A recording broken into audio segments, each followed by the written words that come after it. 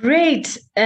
So here we are yet again speaking about this topic that is still a stigma in majority of African societies, and this is mental health. And for this particular episode, I thought I would bring in someone that I met from Ghana.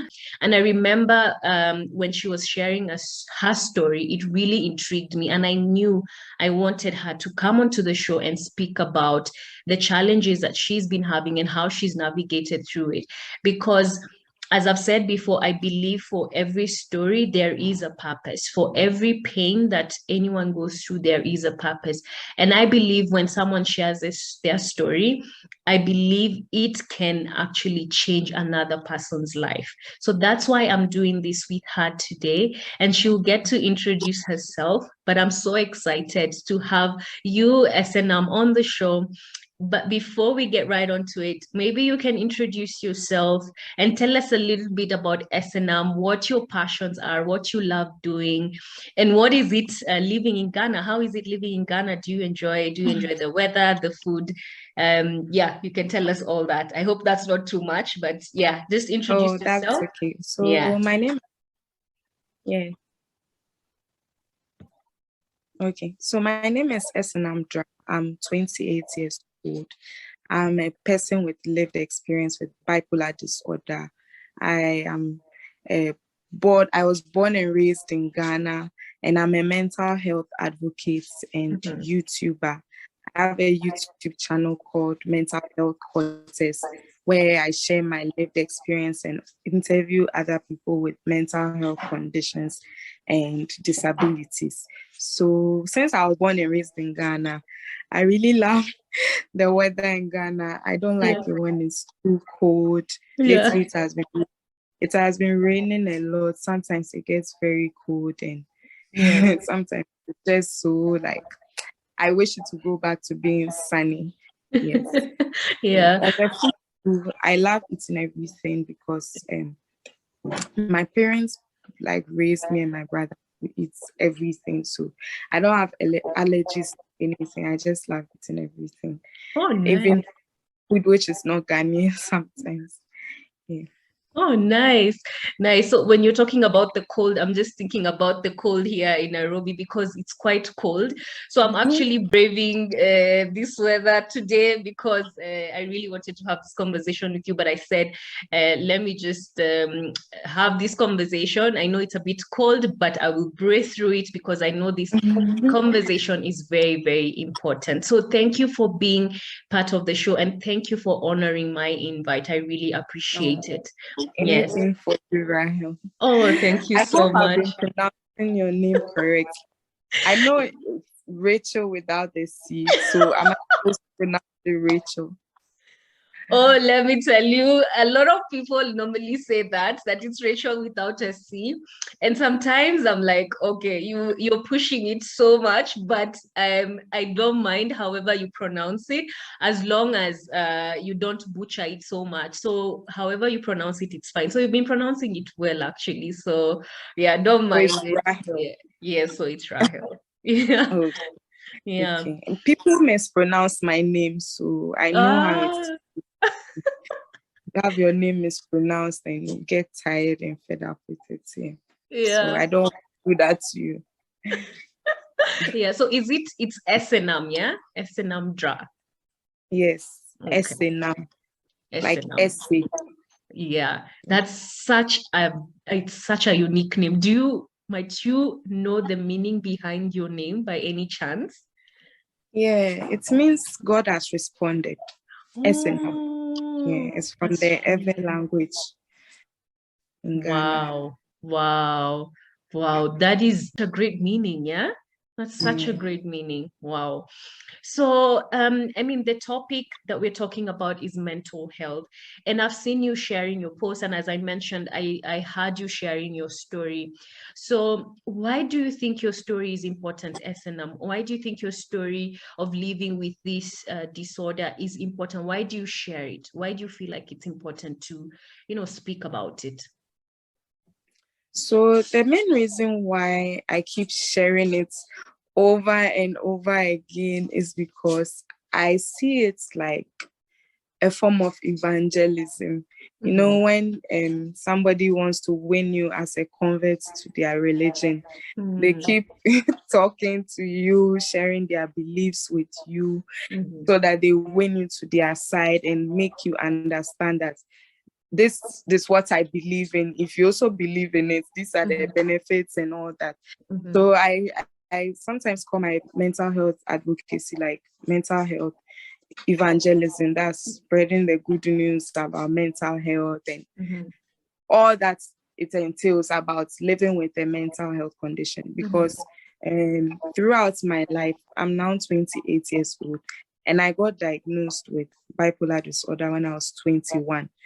So from 0 to 21, I hadn't really heard anything about mental health. All I know is that if you have a mental health condition, you end up on the streets, you'll be naked, looking tattered, dressed tattered, and all that. I didn't know much about it. I didn't even know people could live with mental health conditions and live normal lives. So that is why I decided that I'll prepare other people, because when I was 21, I was depressed for some months, and I didn't even know that what I was going through was depression. So if I had known, maybe I would have sought for professional help quickly before things got really bad. So I think about is that everyone needs to know about mental health, not maybe necessarily for you, but so that if maybe your friend or your family member is developing symptoms, you will immediately know that this is what the person is going through, and advise the person or yourself to seek for professional help. And seeking for professional help doesn't mean that you are weak. It's just like any other condition. Like if you have malaria, you go to the hospital to want to get treated for it and bounce back to your normal activities. So that is why I made it one of my life's purpose to continue to be in the mental health community, both locally and internationally, and working to make an impact.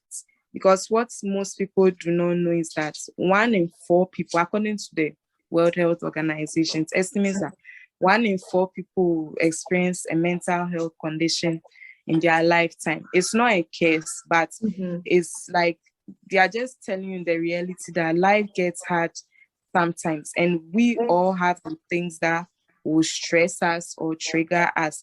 So it is that real, is that close to home. So you should do all you can to protect and prioritize your mental health so that you can live a very healthy life. Yeah. Wow.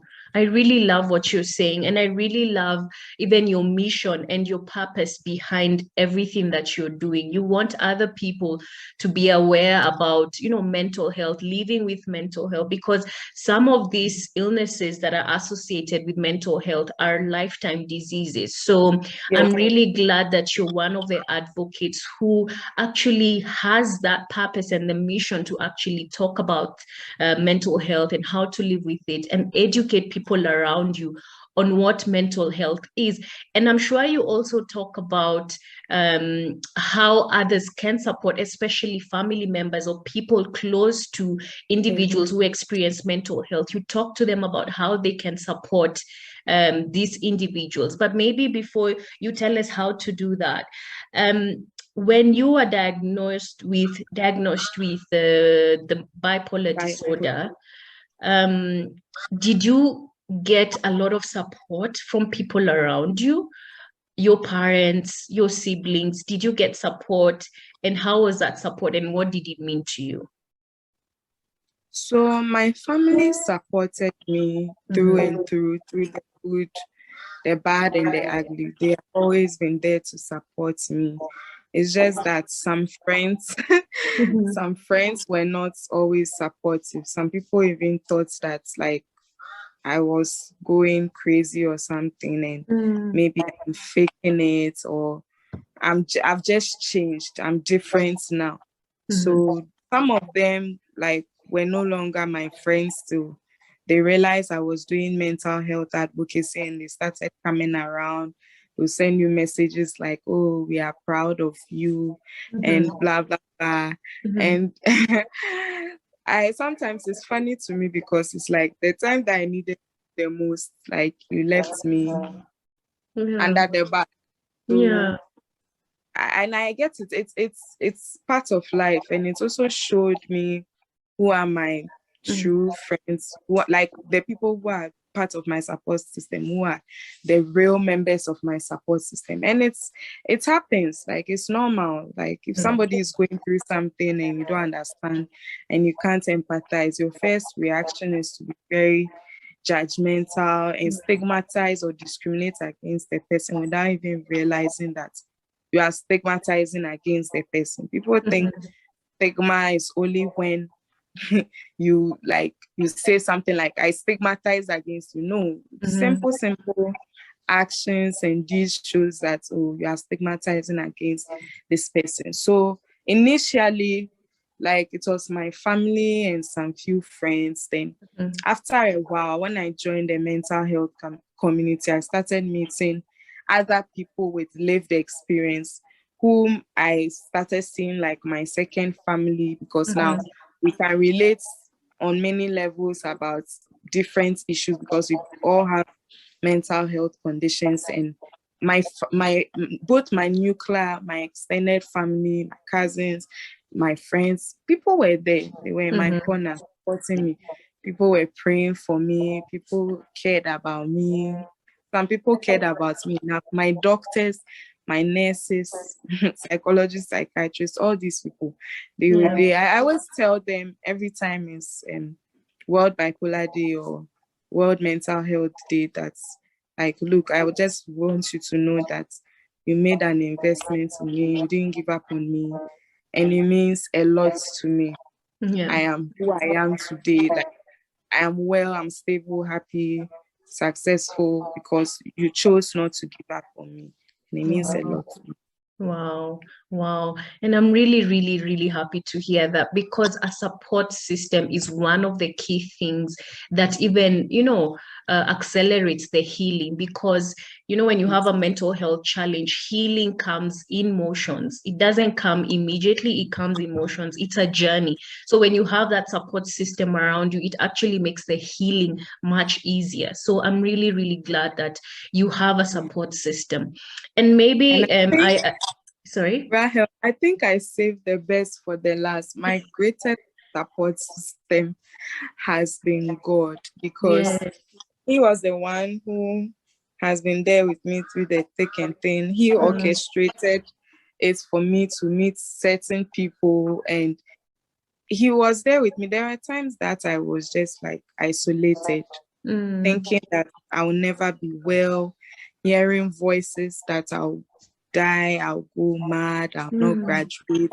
There are certain things you can't expect human beings to understand, but I always say that He understood my pain, and the very thing that was supposed to bring me shame, He turned it into fame. Turned all my messes into messages, all my tests into testimonies. So God has been faithful. Wow. And that's really good to hear that. I'm really, really happy to hear that. And that's the thing, when people face mental health challenges, and you've even talked about it, people think you're going mad. But then a mental health illness is like any other illness. It's just that it affects the mind, and you have to deal with it. So I'm really glad you have taken the steps to actually make yourself better and better. And you graduated. It's not like your life stopped. Yeah, you graduated. You're now even doing amazing things. You are standing in platforms and, mentoring girls. You're talking to so many people about what you've been going through and how they can also navigate through such challenges. So you're doing quite interesting things, because people always think that this particular challenge just stops your life from going on, but you're doing really great things. And maybe you can tell us some of the things that you've been able to do and some of the things you're proud of, like even graduating. Yes. So the condition started in my second semester of school. So it's like I was in a relationship that I had built my world around this person, and it had to end. I ended things with the person, but it was like a boomerang. I thought I was saving myself, and I ended up being the one who got hurt the most. So I was trying to win this person back, and it didn't work. And so I came home, and now my parents saw that there was something very different and off about me. So by the time I resumed school, now I was going to my third year at the University of Ghana. And now I had medication to take. I was supposed to take my medication so that I can be stable and go through school. But I was in denial for an entire year. So I failed 3 courses at the university.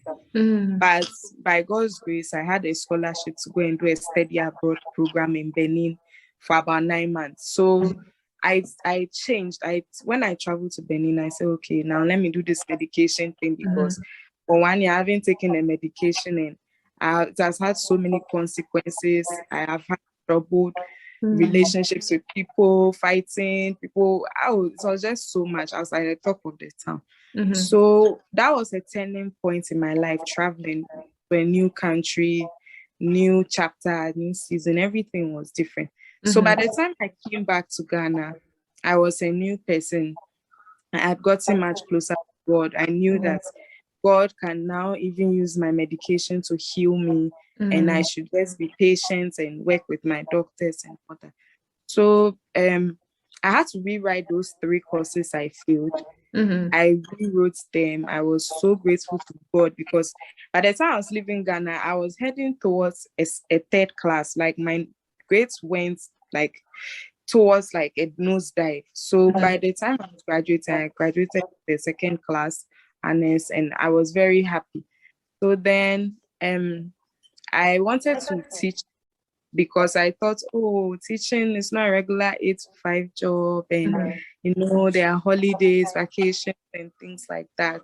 So I was a French teacher for a while, and then I realized that teaching is actually a calling. It's quite difficult to execute, especially when you're not trained and you haven't been called. So I decided that I should. And what even made me leave the teaching field was when I got fired from my job after I disclosed to my boss that I had a mental health condition.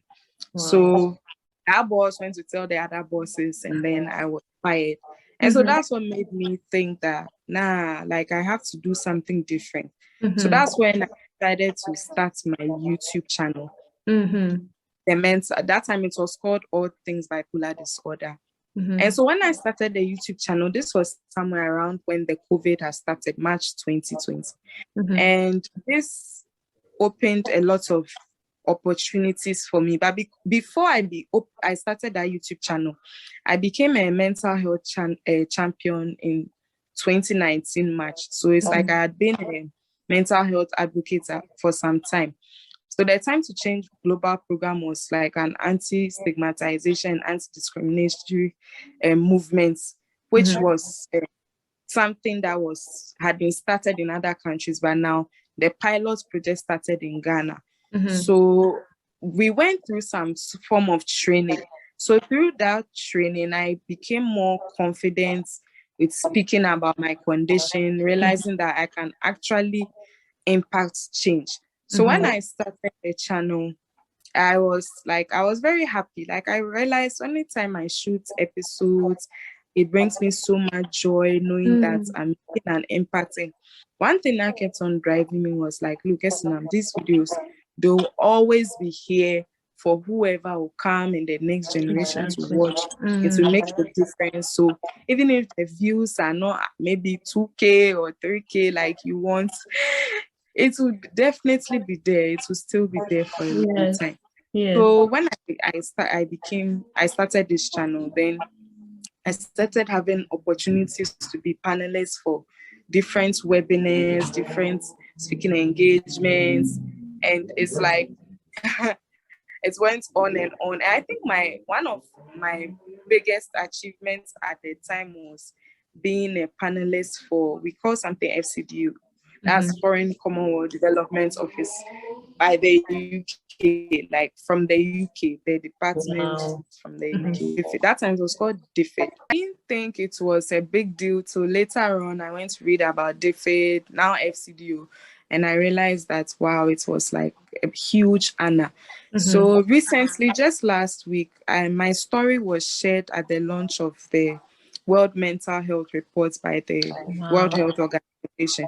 So that was also one of it was an honor for me because there are other people who also have mental health conditions, but they didn't get the opportunity to share their story, and it feels like a huge privilege to me to be chosen and to also represent other people with mental health conditions. I was really, really proud of myself for that. But one thing I'm also really proud of is my road to recovery and my mental health journey. If someone has told me that, oh, Esenam, you'll be well, you'll be stable, don't cry, you'll be fine, all the things you want. I've told the person, look, it's not possible. Like, this is a death sentence. I'm never going to be well. But it's like God turned everything around. He worked everything out for my good. And it's been amazing since. I'm now comfortable with the work that I'm doing. I like it, and my contract ended with my organization last year. People have been trying to convince me to go and work somewhere else, but I keep telling people that I want to work in the mental health community because I know that where my help is needed the most. And even in the mental health community in Ghana, I'm one of the youngest people. There are so many grown-ups, like adults, and I keep thinking about, okay, so what if this generation goes? Which people will be there to hold the fort? So that's why I'm still working in the mental health community. I'm now a freelance mental health advocate. I'm not working for someone, but I'm hoping that I will start a new job soon where I can learn more to improve upon myself and help more people. Wow.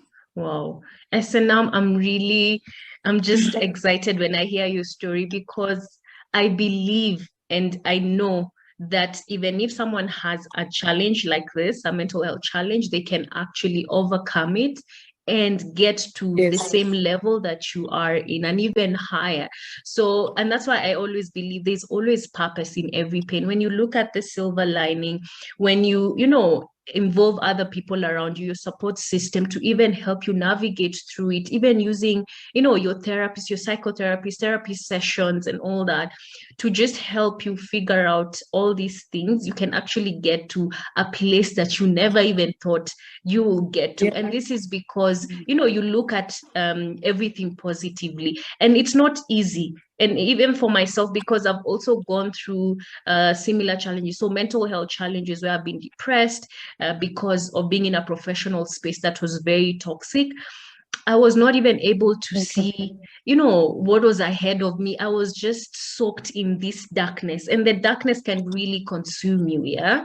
So it's really, really important to look at the positive side of things, and it can take time. It doesn't have to be immediate. It takes time. But if you seek help, if you are very, you know, you actually tell yourself that I am going to seek help.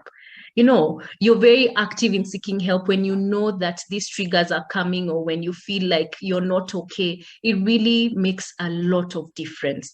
So I'm really glad that you've taken all these steps to get to where you are. And I know you will do amazing. And I can see even the amazing things that you're already doing. So really looking forward to seeing you sharing your stories on the social media channels that you share your story. So as we continue with this conversation, let me ask, what are the things that maybe support group or someone who's supporting you, a loved one, whether it's your siblings, whether it's your parents, what are the things that they need to do for you to create, for them to create a conducive space for someone who's going through a mental health challenge? What should they do to create that space for someone who's going through a similar challenge like what you've been going through? What should they do? Okay, so the thing about having a mental health condition is it's like you go through phases, like seasons. And one of the most difficult seasons is when you are newly diagnosed. You go through so much. You are thinking about how, um, why is it that I'm the one who has to end up with a mental health condition? Why is it not my friend? Why is it not my family? Why is it? Sometimes you even think maybe God is behind it and all that. So what most people would want is to be treated as normally as they would have been treated like before they had a condition. Yeah. Not that now because you have a condition and you are walking on eggshells around the person, you are always asking if they have taken their medication. Sometimes just ask questions. It doesn't have to always be about the person's mental health. Ask them questions about other areas of their lives, what they want to do. And sometimes being there, just be there. Sometimes you don't have to talk, just be there, just be present, just make the person feel like you know. Sometimes it's not every message that the person will feel like replying. Sometimes you can send a message like, I don't know what it feels like. I don't know what you are going through, but just know that if you need anything, I am there. It just makes the person feel like, oh, if there's anything wrong, I need any help, I can contact this person. Because there are things that when the person themselves, they don't even know what they are going through. They don't even know how to verbalize what is going on with them. So being there, being supportive, and also not using discriminatory words or stigmatizing words against the person. Sometimes, yeah, you get frustrated and say one or two things, but when you realize you have made a mistake, apologize to the person and try and be more patient. Patience is something that it's not easy, but you know, try and be patient and sometimes change the person's environment. Like, oh, let's go out, let's go for a walk, let's talk, or something that you know the person loves. When they are happy, they like, oh, this person, this is their favorite food, this is their favorite thing to do, going to sit at the beach. Try and incorporate that. That's those are the things that will help the person to recover quickly. And me, I can say one of the, after God, one of the things that made me recover quickly was seeing someone else with a mental health condition surviving and thriving. So I have a friend called Abena Koko. She's one of the trailblazers when it comes to mental health advocacy, like a person with lived experience who is a trailblazer in mental health advocacy. When I saw that, oh, there are actually people out there who also have conditions who are doing well, it makes you like very pumped up. You realize that, oh, you can make it. It's not a death sentence. You can be whoever you want to be. You can also encourage the person to read about celebrities who have mental health conditions. Someone like Kanye West, Demi Lovato, Mariah Carey, all these people, Jennifer, I forgot Jennifer Lewis, all these people, they have mental health conditions, but they are making it in life. Even the owner of CNN, Ted Turner, he has bipolar disorder and he's making it. So sometimes people need to realize that there's a life outside this condition. They are not stuck. They are not forgotten. And God still has a plan and a purpose for their lives. 7 years ago, I was one of the most, like, I was at the lowest point in my life. One of my psychologists was encouraging me. And I couldn't see what she could see. She was making it look like there's lights at the end of the tunnel. And me, all I could see was darkness. There's no way there's any lights at the end of the tunnel. I'm not seeing what she was seeing. And she never gave up. That's the thing. It's like being depressed. It's like you are in a hole. And people have to keep sending reinforcements. They send a rope. When they even send a rope, you don't even have the energy or the strength to hold the rope, not to even talk of coming out. But they keep on doing all they can. If it means digging sand into the hole, pouring water, doing all they can just so that you do not die in that hole. And the thing is, people don't know that everybody has mental health. Once you have a brain, you have mental health. So in as much as you are caring for somebody's mental health today, it could be you next time, not necessarily you developing a mental health condition, but we are all human beings. There are days you'll be anxious, there are days you'll be depressed. It's not that you have a condition, but you go through something for a while. What makes a condition, a mental health condition is when, or a mental health problem is when it goes beyond weeks, months, years. So sometimes people without able-bodied people to go mental health challenges. So don't think that, oh, it's that person. It can never be me. God forbid, I'm covered with the blood. No, you never know when it could happen to you. So it's very important that you are there for other people and encourage them to seek for help early. And even sometimes people in my field of work, I come across people whom I tell, like, look, be serious with your medication. It's one of the ways that can help you recover quickly. So for instance, I have a pill box, like you can see Sunday, Monday, Tuesday, with my medication inside. And I've set alarms on my phone. These things don't come naturally to people who are newly diagnosed. So as a person who is caring for someone with a mental health condition, you may need to do some of these things for the person by setting alarms, calling or telling the person, oh, it's 8 o'clock, it's time to take your medication. Don't do it in how do I call it, a forceful kind of way. Make it a little playful, nice, and encourage the person to take their medication. Because once they are taking the medication, it's one of the biggest steps to recovery. And when they go for psychotherapy, they can actually sit there and understand what the psychologist is saying. Because if you are not in your the right frame of mind, what they tell you, you never take it seriously. So these are things that and it's very important that you caring for the person with the mental health challenges. You also read more about mental health, read more, watch videos. It's like educate yourself so that now when you go and approach that person who's dealing with a challenge, your empathy level will be so high that you can be on the same level with the person now in terms of understanding and caring for the person. Wow, what you're sharing is such gold, and I'm really, really, really happy that you're sharing this, because that was the next thing I was going to ask. How does someone deal with mental health challenges? How does an individual deal with a mental health challenge? Where do they start? What's the starting point? And maybe you can just summarize it. What's the starting point? How do they start? Yeah. So the starting point is acceptance. I'm not saying that accept that you have a mental health condition and then period. No, like accept that, okay, I have been diagnosed with a mental health condition. What can I do to be able to survive and thrive regardless of my diagnosis?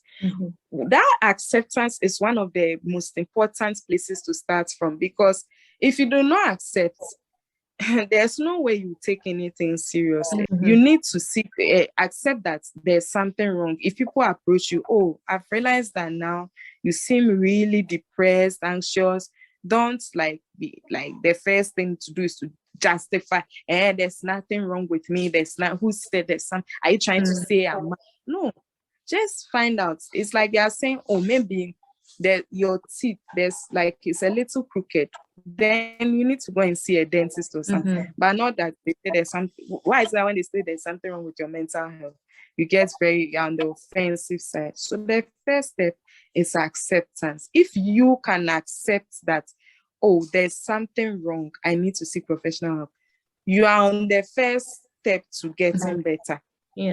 So when you go and sit in front of a doctor, you are ready to accept whatever they tell you, whatever they say, go along with their treatment. Acceptance goes a long way. I've seen it happen over and over again to people who want to live in. And I always say, look, the denial, it's a season we all go through. But the longer you stay in that denial, the worse it makes your road to recovery.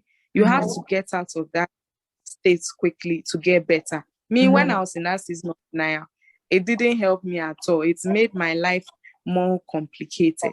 So people need to accept it when you realize there's something. And how will you know there's something wrong? That's why you need to educate yourself on mental health, read about mental health, symptoms of mental health conditions and all that. So that when something is going on, you immediately realize that, oh, there's something going on. Yeah. And also you yourself making steps to get better. Yeah. So we have something we call triggers and stresses. So identify what are your stresses. So throughout my childhood, I think some of my stresses were inferiority complex, low self-esteem. But what really triggered the condition to start was the relationship ending and all that. And sometimes it triggers, everybody's triggers and stresses. You can have two people who have bipolar disorder, but they have different triggers and stresses. So identify what are the things. So for you, like this, you talked about your toxic work environment. I'm sure after a while, you have to realize that this place is not helping your mental health, and you make steps to leave. For someone else, the person is thinking about their salary, so they don't want to leave. So find out what can I do to cope with this toxic environment. You are the best person to do the assessment, because it is you who has your, like, you are dealing with these things. How do you deal with them? So where I got fired from like this, when I started the job, when I saw how successful it is, I immediately knew that this is not a place I can be working at for the next 5 years. So I had already wanted to leave the following year before they fired me. Yeah. So it's very important that you identify, what are my triggers, what are my stress? Is it people? Is it certain places? Is it certain songs? Is it certain environments? You are the best person to do the assessments. Yes. Wow, I really love that. And I totally agree with you with the triggers, because this mental health healing, it's actually a journey. So you have moments where you fall back and you go back to a place of darkness. And it's not because you want to, it's because of a trigger from the environment, from the people around you, from certain situations. So triggers are really important, and you get to learn them as you go along. You don't get to know them immediately. You get to know them as you continue with your healing journey, and these are the things that trigger me. Some of the triggers and stresses cannot be eliminated. So for example, if it was your boss you can't fire your boss. So you have to find a way to cope with someone like that, you see. That's true. And I totally agree with you. But if you can do something about it, which is leaving, like what you're saying, after some time, you knew you had to leave them. Even for me, I had to leave that space. That is your power. That is what you can do to actually get yourself back onto that healing journey. Because if you allow yourself to sit in a space where you're always triggered daily, oh my goodness, you can even go mad, literally, because it can really get mad. It can really get bad. Yeah. So, and I always say that, hey, sorry to cut you off, but I wanted to say that everybody's mental health, like when you are born, it's like a sheet of paper. Yeah. So the things that happen, anything that makes you worry, be anxious, those kind of things, it's like crumpling that sheet of paper. And by the time you realize your mental health will get really poor and bad, that they'll tell you now you need medication, you need therapy for your sheet of paper to be as fresh as new, like again. So I always tell people that, look, if I had another chance in life, like I could do my life over again, I would never have allowed that relationship to make me so depressed, like ending. Like, I would have been so happy moving on. So now I know what works for me, what doesn't work for me. So before you develop a mental health condition, my psychologist used to tell me it's only in Nigerian movies that you see the person driving and all of a sudden the person gets down from the car and she has lost her mind. No, before it reaches that level, it takes some time. So if you are the one going through that, you realize, now I'm really depressed, I'm really anxious, I'm really irritable. You need to like check yourself immediately or seek professional help and then get back on track. Otherwise, it will escalate and you end up developing a mental health condition. And most of these conditions, they will tell you that they are lifelong and they are chronic. Sometimes, depending on how well you recover, you are taking off their medication, but till then, you have to be on this journey of buying expensive medication, going for review appointments and stuff like that. It's not a life I would wish for anybody. That's why I take my job as a mental health advocate very seriously, so that people will not end up developing a condition. Wow. I really, really, really love what you're sharing. So, Esenam, let me tell you, this conversation can never stop. We can go on and talk about it for like a whole 2 hours, 3 hours. But this is the time that we have for today. But let me ask, and you can share this with the people who will view this particular episode. How can they, view all the information that you have shared and even more? Because you said you have a YouTube channel. So please tell us again your YouTube channel and how they can reach you in case they have any questions, in case they want to collaborate with you. How can they reach you? Okay, so my email address is Esenam Drah, like ESENAMDRAH 1919 at gmail.com. I don't know if you can write it down there. Yes. But that's my email. And then my YouTube channel is called Mental Health Cortez, like Cortez, QUARTERS. So that's where you can view more of my videos and episodes and things like that to learn more. But I'm on Instagram to ESE_DRAHSA_Drah. So that's how you can find me. I don't think I'm difficult to find. No, you're not. Yeah. And I'm really, really glad that you've shared this with us. And I'm really glad that you're one of the people who is actually putting out this information out there. You're sharing your story. Your story has so much power. And that's why we're even having this conversation. I met you in Ghana briefly, and here you are on my show talking about the same topic. So your story has power. So keep on sharing it.